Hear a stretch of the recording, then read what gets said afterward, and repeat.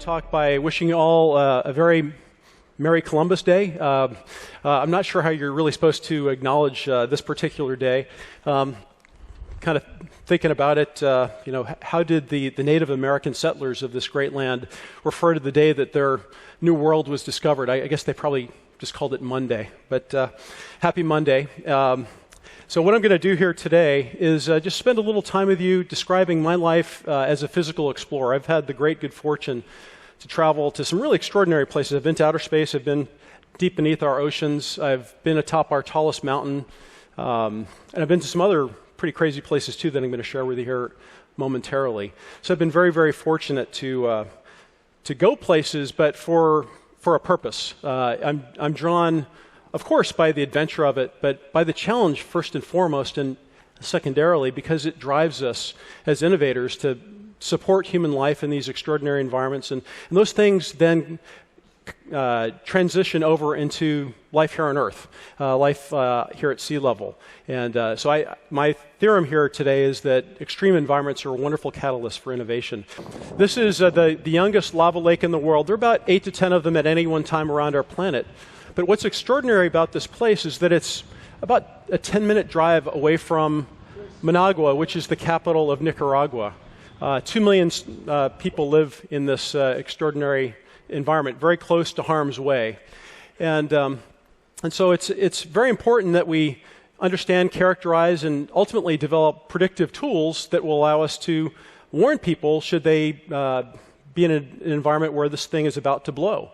And so this is my friend Sam Kosman on the far right. This is probably the craziest thing I've ever done, but a really important thing to do for science and for humanitarian concerns. If we can install a network of sensors that can predict major volcanic activity here, it could benefit many millions of people around the world.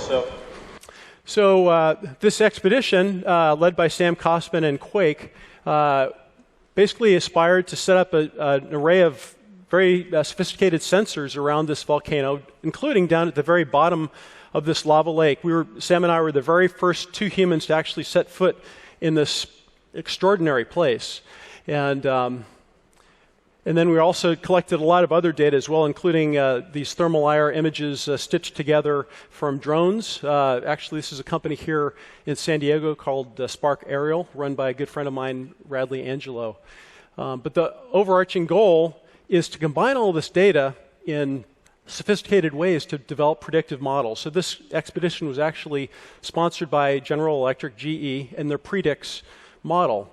And the point I wanted to make with this kind of extraordinary expedition is that our Earth, our planet is speaking to us, the human body is speaking to us. Sometimes our auditory acuity, our visual acuity isn't sufficient enough to actually detect what the message really is. But if we really look with new tools, with larger data sets, we're going to be able to figure out predictive models for eruptive activity, to help the 800 million people around the world that live in close proximity to volcanoes. And we'll also be able to use these same kinds of tools to predict cancer and other debilitating illnesses. So my lifetime mantra, I guess, I'd share with you is that all of us fortunate enough to be in healthcare have both an opportunity and an obligation to innovate. Does anyone remember the SNL skit, The Barber of York? The Barber of York, his solution for any kind of medical issue was bloodletting. And if we just went about our business the same way that we'd always done things, we'd still be doing bloodletting for everything that ails us. Obviously not the right approach. So we need to maintain a real drive, a sense of curiosity about how can we make healthcare better all the time. Can we reduce pain? Can we make things more affordable? There's so many different ways in which we can improve healthcare, and it's an exciting time to be alive, as I believe.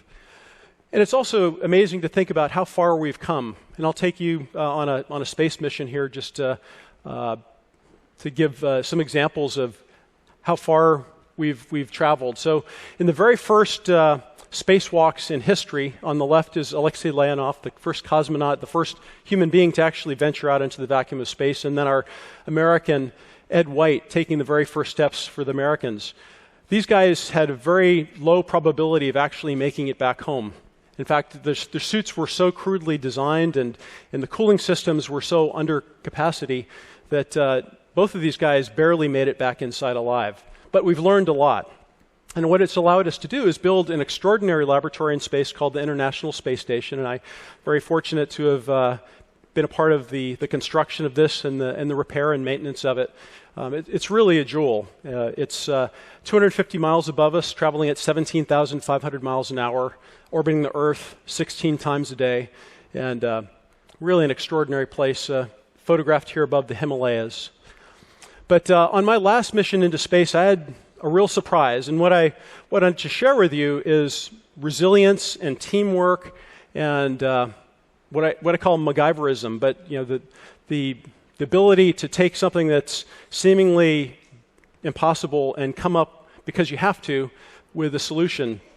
Especially in remote environments where I've had the privilege to work, you don't have all the tools. You don't have an ICU. You don't have an operating room. You have to make do with the supplies that you brought with you, sometimes on your own back. And so this was one of the solar panels that we had just deployed aboard the International Space Station. And as you can see, there's a rip there. And you might say, well, so what? Well, this solar panel is actually a limp noodle. And unless we were able to fully extend it and rigidize it, we could actually tear this thing apart. We could destroy $1 billion national asset, and taxpayers wouldn't be very happy. So we had to come up with a solution, working with a team in Houston and around the country. For 72 hours, they came up with a brilliant solution to send a spacewalker, turned out to be me, to install 5 of these sutures, essentially. We called them cufflinks. This is our pilot, George Zamka, holding this. Sort of an Apollo 13 moment. We had a finite, limited number of supplies aboard the Space Shuttle Space Station complex. We had to cobble together a solution to fix this problem. And it was absolutely brilliant. We had to use a robotic system that had never been envisioned before. This is the Canada arm that I had installed on my last mission, STS-100, with Chris Hadfield. But now on this 5th and final mission of my career, using another robotic boom that was designed basically to inspect the space shuttle in an emergency. We cobbled this thing together in a way that had never been fashioned before. And then we took a 45-minute one-way trip out to the very tip of the space station, further than we'd ever gone before, to do surgery on the space station that we didn't know if it was going to work. It was really hanging it out there. It was further than we'd ever been from the safety of our airlock, so we're accepting a little bit higher risk than we typically would do, but sometimes the benefits of the work that we're going to try and do outweigh the risk. And this is one of those special circumstances where we had to bend the safety rules to try and do something that was really, really important. This is really my best day on the job ever, but we were able to install these cufflinks very successfully and ultimately extend this solar panel. And now these solar panels are now collecting 100% of the energy that they were designed to collect, and we're able to finish the International Space Station. If this hadn't happened, things could have turned in many different ways.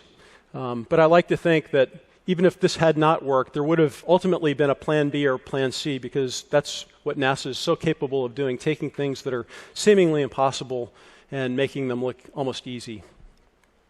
But certainly my best day on the job ever to be a part of this incredible team effort. Right. Thank you. Thank you. So, going into space actually challenges us in many ways. It's not only our physiology, but we have a limited station wagon that we can pile all of our gear into. We can't take the ICU, we can't take the operating room. We need to have clever miniaturized solutions, and in fact the space program has been an incredible catalyst for many of the technologies that we take for granted in our ICUs and operating rooms and clinics around the world. And this is one of my personal heroes. This is Bill Thornton. Call him Wild Bill. Great guy. He was hired during the Apollo program as a scientist astronaut. He didn't get a chance to go to the moon. He's a physician by training, and but just a really prolific inventor, something that I can relate to. And so he was involved in so many different innovations that advanced the space program, including many things that advanced clinical medicine here on Earth. He was one of the co-inventors of the Holter monitor, which of course is an ambulatory EKG that is used to diagnose arrhythmias. But a scale, how do you measure weight in space? Well, you have to measure inertia. And so he created a very clever solution for that. Other exercise devices, he made a whole slew of very seminal discoveries about human adaptation to space as well. So a real clever guy. And then there's the future, which I think is going to be an amazing driver for medical innovation. I have to admit, I'm a fanboy of Elon Musk. I'm not ashamed to admit it. You probably heard last week, but there was an incredible announcement by Elon and his company SpaceX that he would like to take 100 human beings and begin colonization of Mars. And I think it's just remarkable that we live in a day and age where a private citizen can propose something so outrageous, so outlandish, and people actually are taking it very seriously. It's outlandish, but it's also possible. And so he has a proposal within a few years to actually create a super launch vehicle with 42 very highly powered Raptor engines at the tail of this thing and shuttle supplies and people and ultimately colonize Mars. So I think this is really an extraordinary, mind-bending transformation for the human population. But how are we going to do this? This is going to require lots and lots of innovation. So I wanted to talk about some of the unique challenges of doing this because when we're up on the International Space Station, we have 24/7 communication, more or less. There's very little time latency. You pick up the phone and you're talking to someone in mission control. But if you're on Mars, it could take 21 minutes one way. Now imagine talking to your family. Hey, how was your day, honey? And then you wait 20 minutes for the message to get there, and then 20 minutes for that message to come back. It's not going to be the easiest, most fluid conversation. So we have to think in different ways in how we're going to support healthcare in these faraway places. And then, of course, we can use some of these great solutions to take care of people in sub-Saharan Africa and distant Nepal and rural North Dakota. I guess every place in North Dakota is rural, but this is important. I think if we can develop solutions that help us on this frontier, where there'll be actually capital and resources to make these things happen, we can bring these things into our daily lives. And so this is just an example of how hard it is to communicate the further we go. At Mars, it can take 21 minutes in one direction. There are other places near Jupiter, very exciting places for us to visit. Europa, Enceladus, Titan, ice-encrusted moons that actually might harbor life even to this day. And I think one day we will send humans there as well. Up to 53 minutes one way to communicate there. So one of my jobs earlier in life, I was the chief medical officer of the United States Antarctic Program's medical corps. So I did all the screening for everyone who went to Antarctica as part of the U.S. Antarctic Program, and then supported them through telemedicine assets and other things. And so here I am at the South Pole Station, and you can see in the upper right, there's actually a clinic there, and it looks like an ER in your hometown. But it's very limited. There are 9 months of the year where people can't get in or out. There are no flights in or out to the South Pole because the temperatures are so frigid cold, a ski plane cannot physically lift off and do a medical evacuation. How do we support them? We use telemedicine assets. And so I've supported performance of echocardiograms. We've supported the delivery of anesthesia, telementoring from afar. So we can't be right there physically with the doc who's doing the procedure, but we can be there as a coach and helping them through. By law, anytime I talk about Antarctica, I have to show a cute and cuddly picture of a penguin. That's just the way it is.